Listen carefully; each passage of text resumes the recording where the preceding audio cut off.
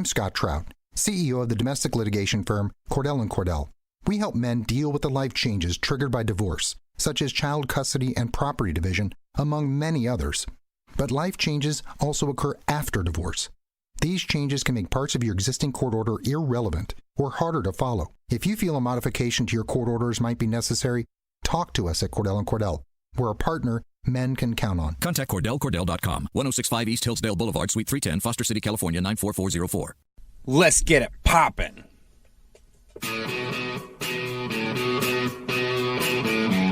You're listening to The Brian Moote Show with Brad Nolan. Love that guitar hit right there. It's like, bam! I felt it. I felt it in my bones. Welcome to the Brian Moote Show with Brad Nolan. Brad Nolan is out today. His wife is sick, and he made the right decision as a married man to attend to his wife, Nikki's needs, and his daughter, Declan. I almost forgot. Shereen Thor sitting in with me right now. I got real quiet because I wanted to hear Shereen trying to Instagram story, not remembering that there's volume on the Instagram story. What a loser. The only problem with Instagram storying while we're doing something is because it's going to play the volume out loud, and then you got to type in a caption. And there's only two of us, so it's going to be hard for you to type in the caption. I'm going to stop right now. It's just too much. Made me laugh I cannot handle it. I heard it, and I was like, I'm just going to get real quiet. You're like, let's let this be awkward. And you don't even get the cool music either. Shereen Thor hanging out with us today. With us, I mean me, but, you know. Yeah, it's usually three of us. I, don't know what to do right now. You're going to have to, really bring it. I'm going to have to say stuff. Fire. It's so weird. I am just coming straight from volunteering at the Boys and Girls Club in Hollywood, where I basically just help second, third, and fourth graders. I'd say first and kindergarten. You know what? K through 5. I help them with homework. Oh, you're a very nice person, Brian. Well, I don't know. It depends on how nice you think it is for me just to completely botch teaching them long division today. I was there for 2 hours, and for the first hour, I couldn't remember how to do long division. Yeah. You know, it's a tough one. No, I remember what you're talking about. Yeah, they're talking about 18. Yeah, with that little weird upside down L. Exactly. Kind of thing. And yeah. So you got to do, and I couldn't remember how to do that. And I thought I remembered how to do it. And then this kid kind of punked me out, and I got nervous. So then I just told him to do it, and then I was trying to Google it to figure out how to do it, and then I realized I was doing it wrong, and I had to have these two kids come back because I just taught them how to do it wrong. I wasn't dropping the numbers down. Dang and then it. I had one kid just go, I don't even know why we do this. And I was like, well, you do it because, you're trying to learn math. You want to learn, division and multiplication. Nah, he's like, this is stupid. Everyone has phones in here, and they do it for you. And I was like, man, you know what? That's funny because I don't remember the last time I did freehand long division. Right. I'm not a construction worker, and even them, I'm sure at this point, don't do it. They're not writing on boards anymore. Nope. And I think the thing I'm learning the most from working with all these little kids is that I forgot all this stuff, and I just want to tell them no one cares, man. You're going to be okay. They're like, I need to circle all the triangles. I'm like, you're going to figure that out someday. You don't need to waste your time doing it now. But then I kind of realized homework isn't for learning. I remembered it's to keep them busy after school. So they just know that they don't just get to leave the office without something they have to finish later. It's training them for the working world. Is that really what it's for? I don't know. I mean, that's my theory at this point. It's just a theory. I was thinking it just came from your master's in social work and you were educating me on things. I mean, well, maybe from a social work perspective, you want to keep the kids in, from just wandering around the streets and milling around with, no rhyme or reason for anything they're doing. If maybe their parents aren't, at home when they get home, and so it gives them something to do for a little while. But at this point, I just think it's because we want them to know that the workday don't end at 2:15, bitch. Ends at 5. Ends at 5. Oh no, we'll let you leave the office at 2:15 because it's a state law and there's buses. But buddy, you ain't done until you put in 8 hours. That's my theory. I think that's pretty accurate. Your kids aren't old enough to have homework yet, right? No, it's not that serious, thank God, because I am not looking forward to helping them with it. Is Kenny good? Your husband Kenny, is he good with homework? Because it's bad. It's real bad. It's stuff that you look at and you're like, I don't know what the hell does this even mean? A word? They said put it in an equation sentence? What? Yeah. Did you just change all of the things around and I don't know what? And the kid, they expect you to know immediately. And They're like, you're a grown-up. Yes, and every second you don't know feels like an hour, and you feel neck sweat, and then Is that what happened today? Oh my God, I was getting so flustered. I was getting flustered there, and then I know that I feel it's somewhat like prison, where if they know they got me, then they got me, and then it's like over, and I got 30 kids. You're about to be their bitch. I am. It's like. It's really depressing. So Maya's in what? Preschool? Yeah, she's in preschool. Are they not giving them anything to do in preschool? Oh, nothing. Thank you, Lord. I can't even handle it. Honestly, there's so many activities and things I got to volunteer for. And that's a good point. It's a lot, man. What do you volunteer for now? What's in your volunteer roster as a parent? Well, they just had like a festival. I had to volunteer. I think it was required to do 6 hours. Oh, get out of here. I'm like, bro, I got a 1-year-old. You want me to pay somebody to volunteer? I'll just pay you for those hours. Well, so are you paying for preschool? Oh, yeah. What? Then suck it. I'm not going to volunteer and pay you. Well, you know what, though? It's like way cheaper. It's at Catholic schools, so it's like subsidized. Okay. You know what I mean? So it's way cheaper than what I would have to pay if I was doing like a Santa Monica schmoozy private preschool. Right. So it's so you still pay, and then they're going to take a value out of your hard labor when you're sitting at some fair. What are you doing? Like setting up Bob for Apples or something? Well, I signed up for the photo booth. And then I shut up and they're like, you know what? There's no photo booth today. I was like, hey, that's cool. Oh, yeah, I'm out then. Later. They didn't let you go, though, right?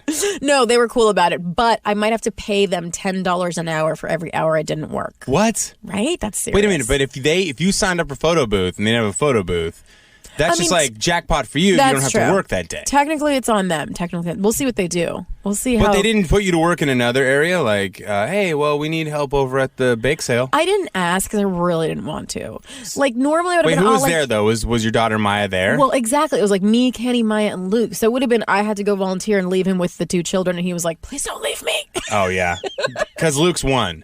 Yeah. And 1-year-olds aren't super chill about... No. Like easy breeze. Like, yeah, you guys go, man. Yeah. You guys go, hey, man, you guys go work. I got it. I'll just, hey, you know what? I'll save crying for later. I know you guys are busy right now. Stress. No. So, they don't give her any, like, reading assignments or anything. Well, no. I don't know when kids start to learn how to do that I don't know when that starts, but when it does start, it'll be Kenny who's going to be better with that. He's way more into, like, I'm going to educate you. I'm going to sit here and make sure you know your numbers. And I'm like, well, that's good. They're going to be fine. Like, so, I'm not into it. Do you guys have, like, the placemats that they eat on that has, like, state capitals on it and stuff like that? Or no? Oh, my God. It just makes me want to vomit thinking about that stuff. Like, I'm like you. I'm like, you're going to be all right, dude. You don't need to worry about this. You're going to figure it out. Yeah, exactly. I don't remember learning anything. You just kind of end up learning it. But I remember the whole way through school being like, why does this matter? Right. I'm like, I'm pretty sure it doesn't. I mean, there's a lot of it.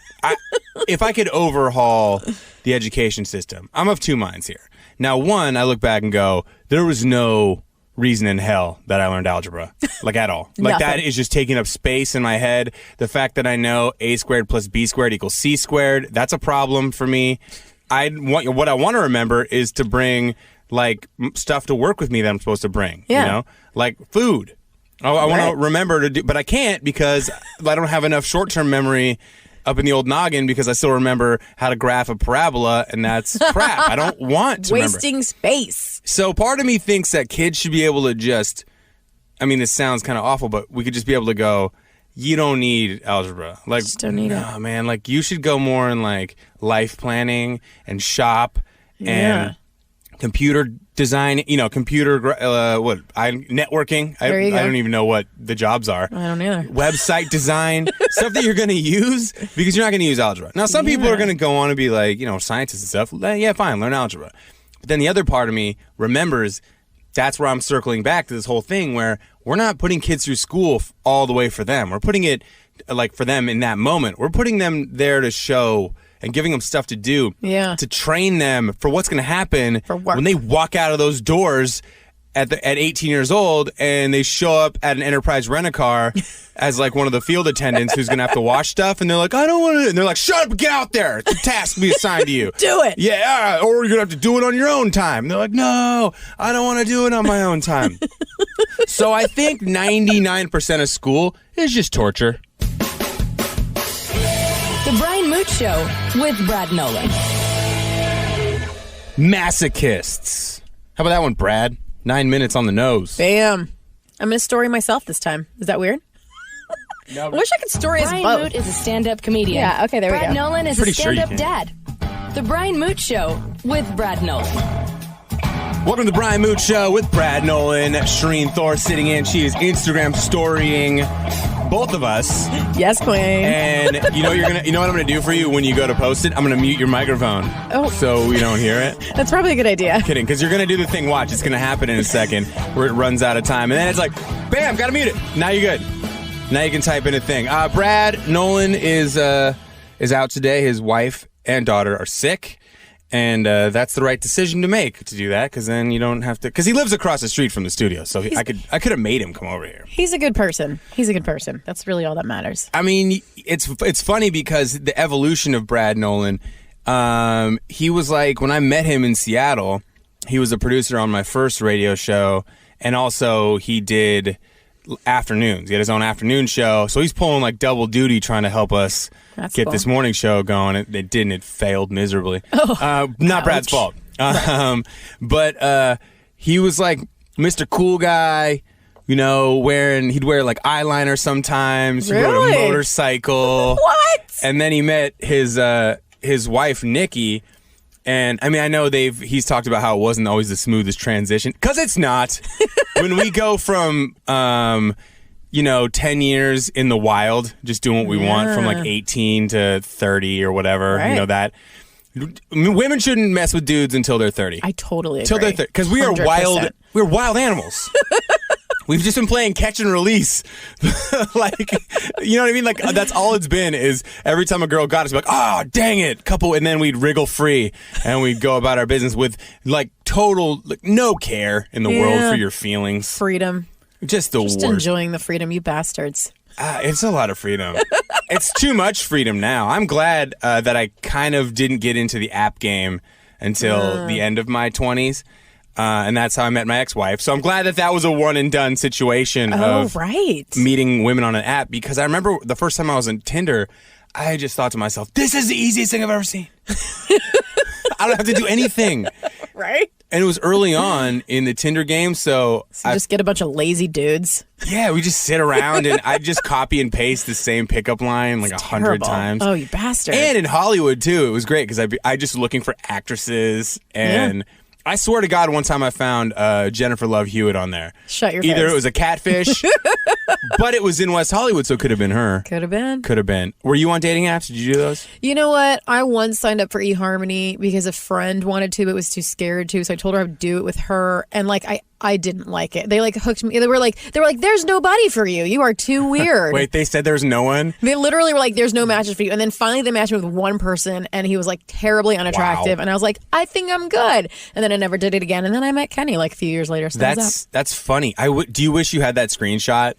I really do, because he was amazingly unattractive. Well, that, and I just want to see the screenshot of like, we don't have anybody. I literally was like, what are you trying to say, Harmony? You're trying to say I'm too much of a weird anomaly to find somebody for me? It's because they put the credentials and the criteria too high on that one. Because they hit this whole 29 dimensions of compatibility. Yeah. I'm like, 29? I'm a dude in my 20s. A lot. I need one dimension. Is she hot? That's it. That's it? Harmony. I will find out the other dimensions on like the 7th or 8th time you hook me up with somebody who's hot. But I'm really not interested in finding a wife. This is why Tinder is great. Yeah. Well, see, eHarmony is like for women, and like Tinder's for dudes, you know? I like the ones, because I think Tinder was born out of guys going, oh my God, this is a brilliant idea, but let's just take all the seriousness out of it. Yeah. And I mean, there's no commercials for Tinder so easy. where it's just this couple wearing matching LL Bean shirts and like, I never thought I'd find anyone until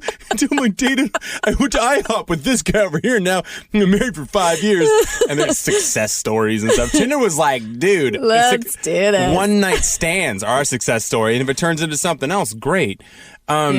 I really do like, though, how the dating apps have just kind of devolved into the other spin-off companies where it's like farmers only. Yeah. or even the sadder ones, like Plenty of Fish. Right, exactly. Like, come on.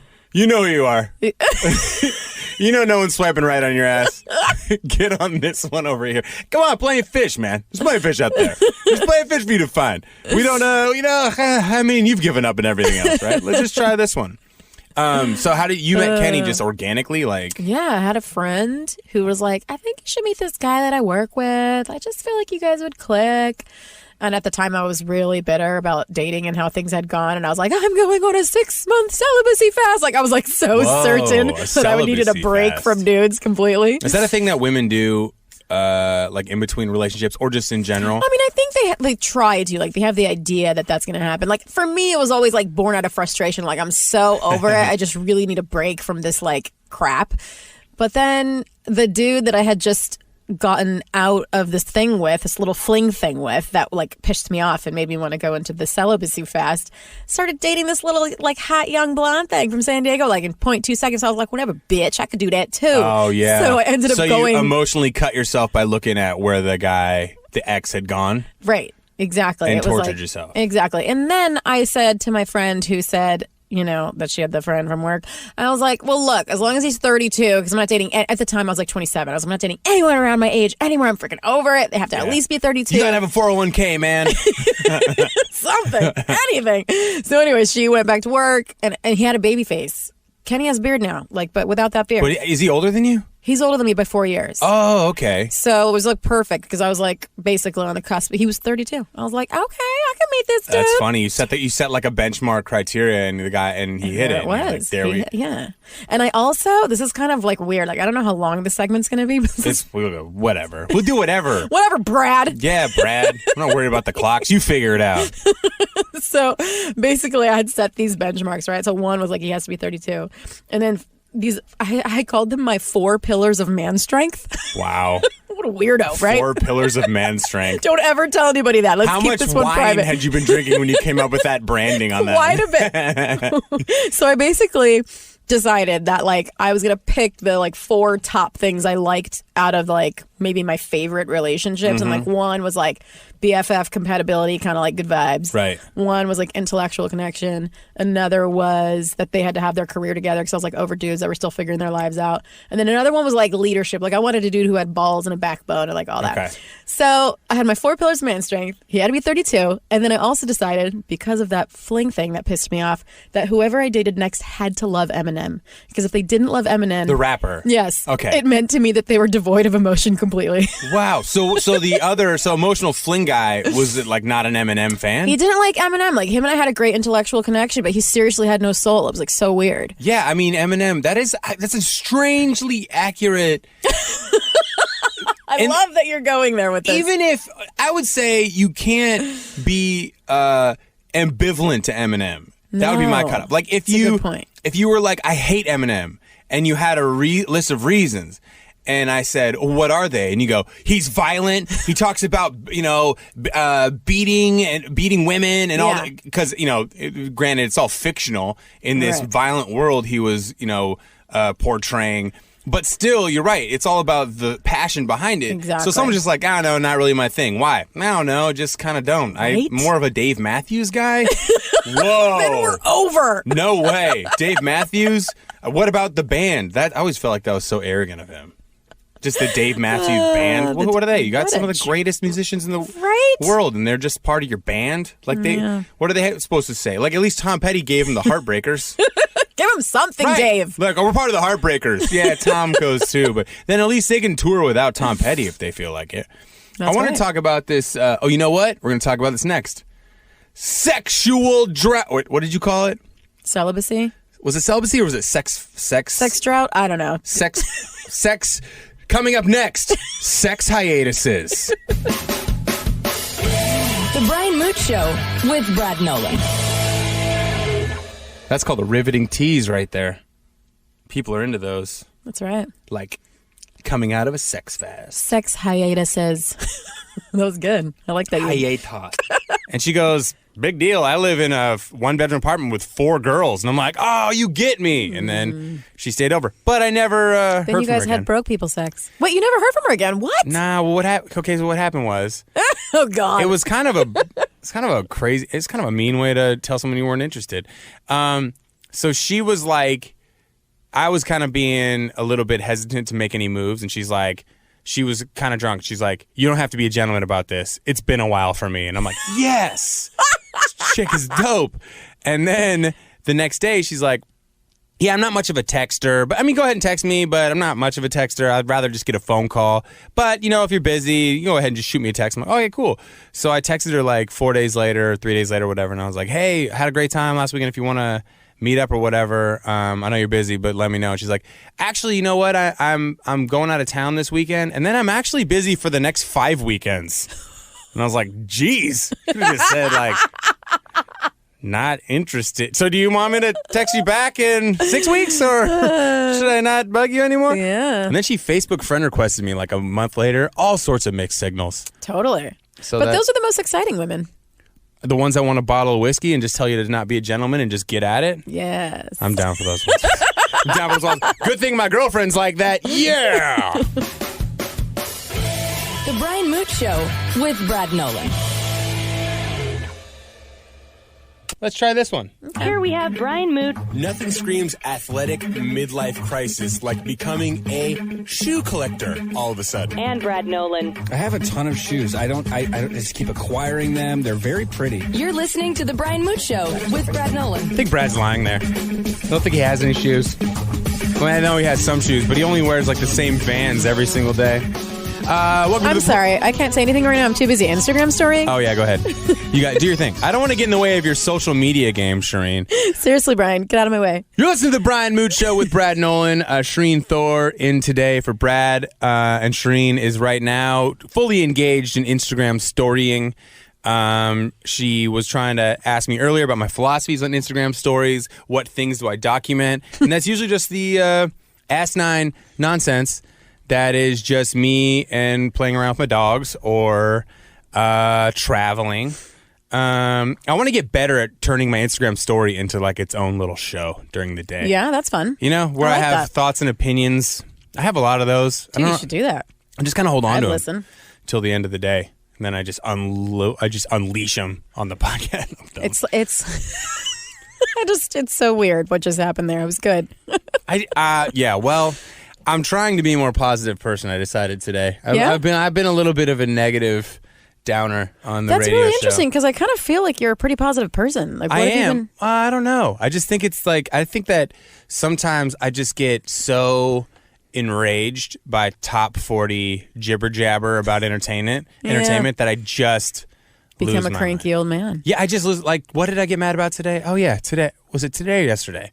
We were talking about on the Amp Radio morning show. We were talking about, and it's supposed to be like a feel-good story, but I just got so pissed at these little kids because it's just annoying. I'm still mad at it. No, I don't know how mad I am. But it was this story about how a little kid had said in their kindergarten class, it said, if there's one thing that could not have been invented, it would have been cell phones because then my mom would talk to me. Oh, God. Yeah, that would annoy me, too. And I was like, get out of here. Shut up, kid. Just give that kid an iPhone and watch that attitude turn around, I get it that clearly the mom is on the phone maybe too much, but also that's the culture we live in. Yeah. And I just felt like we're all gonna be frauds and go, oh, that's so yeah, you know what? Sweet. Put the phone down. But then none of us are gonna do a damn thing about it. Everyone's the next iPhone 11's gonna come out and we're all gonna be like, this one's awesome. This one you can hide it inside your ear. Like something weird.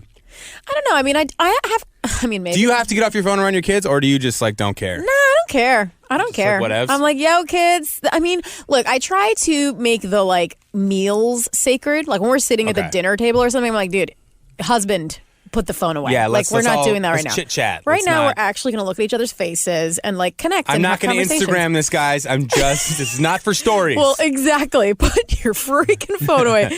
But. Most of the time I'm just like, whatever. Dude, last night, Maya's watching her show. Kenny's playing some geeky comic booky game on his phone. And I'm watching the freaking Bachelorette premiere on my laptop. And everybody's happy. Right? See? We're happy. I just felt like we are all going to be frauds about how cute this moment is when none of us are going to change. And then but I crossed the line when I called the kid a nerd. I called him a loser. I was like, get the loser a phone. was like, yeah, no one wants to. Yeah, or I said, get more interesting, you loser, and then your parents would get out of their phones. Say something interesting. Did you seriously say that? Yeah, it was bad. That's really amazing. I felt real bad about that. Did anybody say that you should feel bad, or was that just you? No, it was a consensus that I should feel bad for that. I just got irrationally angry about it. So I'm trying to work on that stuff. Like, there's a level of funny anger, but then I'll just kind of keep going. Just keep it going. Because it's just coming from my heart. The rage is just flowing out of my soul. Yeah, I can't. Speaking of rage coming out of souls, this is like a topic I asked Shereen. This is how this show has been today, which I'm actually excited about. I asked Shereen about, I was like, hey, you have any stories to talk about? And then she starts going into something, and I'm like, great, save that. We're going to talk about that. And then it was just like, let's talk about this, sex, my random kids make me feel dumb, all that stuff. Let's Instagram. So we were talking about work, and Shereen has an interesting theory on work, and you're quitting a job. No, I'm kidding. I don't know. I mean, it's less of a theory and more of a question. I'm like, when do you decide it's like time to put your foot down and ask for a raise? That was it. It's just, it's peculiar being a female because, like, look, you're a guy, and, like, you might. Yeah, I don't even need to ask for raises. When do you? People just throw them at me. You're like, I'm a white male. Done. No, seriously, like, do you have any, like, here's when I ask for a raise, when I'm too miserable, or when I've been doing it for X amount of years? You know what? I don't think I've ever in my life asked for a raise. Really? Because I've just naturally gotten them by just coincidentally with radio shows, where radio shows, I've had an agent build it in, or even when I didn't have a radio agent, the program director I first worked with, they built it into the structure anyway. There's just a natural structure of raises per year, which I think if I was back in the corporate world, I would probably be frustrated and thinking to myself, when am I going to get a raise? Or how does this even work? Do you have to ask for a meeting? Do I have to take my boss out for drinks and then tell him that I need a raise? Do I need to make up some... I love that you're going to go into corporate and start taking people to drinks. Some fake family that I have.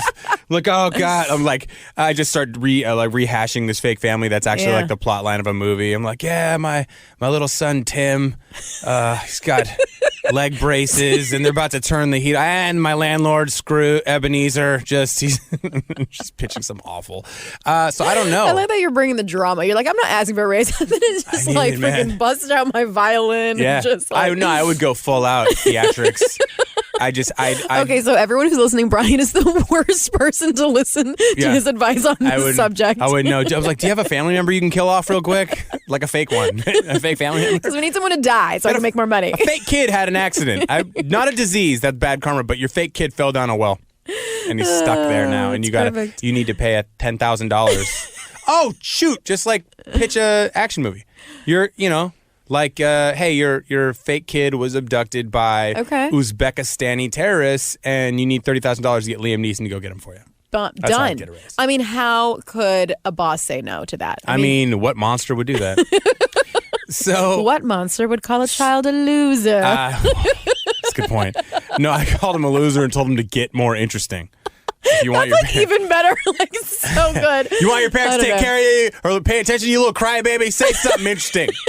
I think Edgar and Chelsea might have been hard on you. That sounds like a really solid comedy. Whoa, boo-hoo, this kid is in here bombing in my living room and I'm supposed to pay attention? I walked from this show already. I'm in my phone. No, I mean, seriously, like, kids are so exhausting. I'm sorry, dude. Like, it just is what it is. I am, like, avidly looking for more consistent work because I cannot be a full-time caretaker anymore. It's, like, literally killing my soul. It's not cute. I mean, if you're not meant for that life, you're not meant for that life. I've met people who get into that thing where, like, all I've ever wanted to do was raise kids and be a mom. I'm like, that's interesting, but you never want to do anything else. Like, nope, all I wanted to do is be a mom. And I was like, okay. And then you meet people who are like, I want to be a mom, but they ain't that mom. Not that one. I don't want to be the mom. I can't be around my kids that much. Yeah. I want to be proud of them. I want to watch them grow. Yes.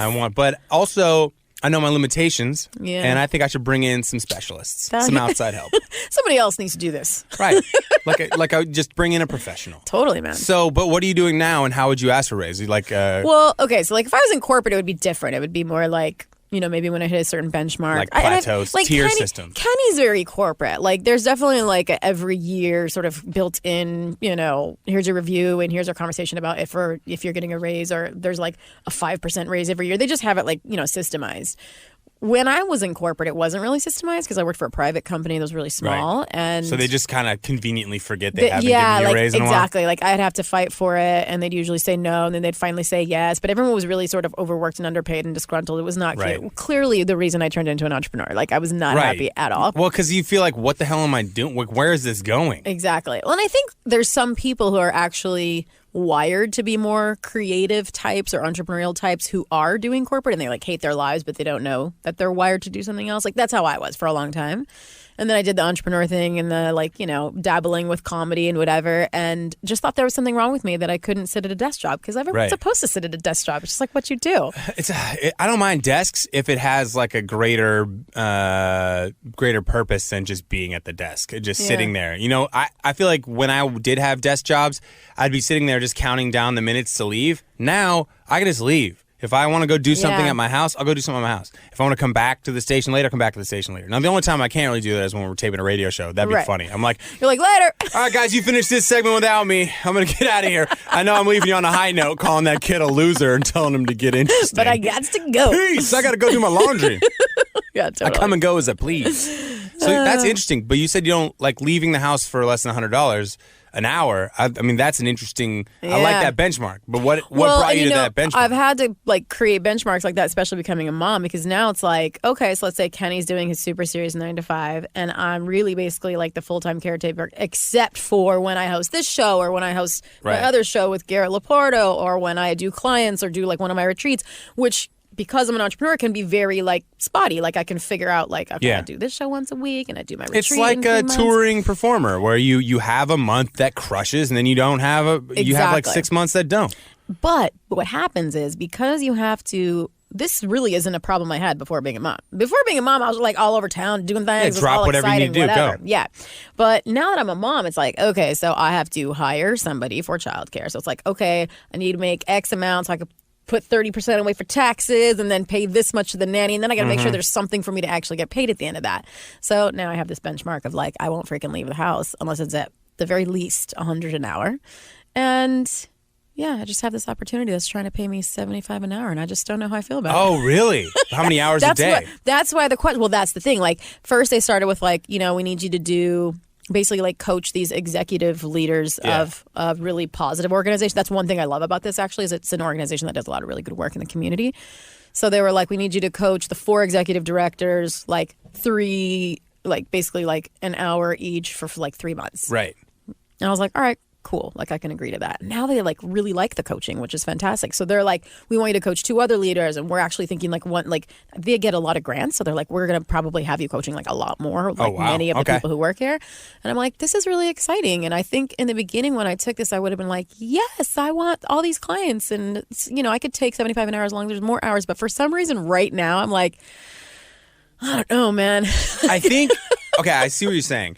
I always look at it like this. When I've taken less money for a gig or anything I've done, it's always, hey, is this going to set me up for long-term money? Yes, right? So, exactly. And I don't know if it's like that in other jobs, but I think it is, where you're saying, hey, I'm going to trade this bit of financial value right now for long-term payouts. Or something I need to put in my resume or my back pocket. Or if you're building this connection with this organization, you're saying like, well, this is going to be valuable for me because then, you know, when I'm done with this organization and they talk about how good I am and other organizations are coming in, I set my own rate. Yeah. But I would say is I think you can always blame family. That's why I think sometimes I want to have a kid. I need an excuse. I do. I need to be one like, I need to literally say, yeah, man, I'd love to do that show. But 100, oof, that's not going to get me out of the house on a Wednesday. Yeah. But 125 and a couple beers, I'm in.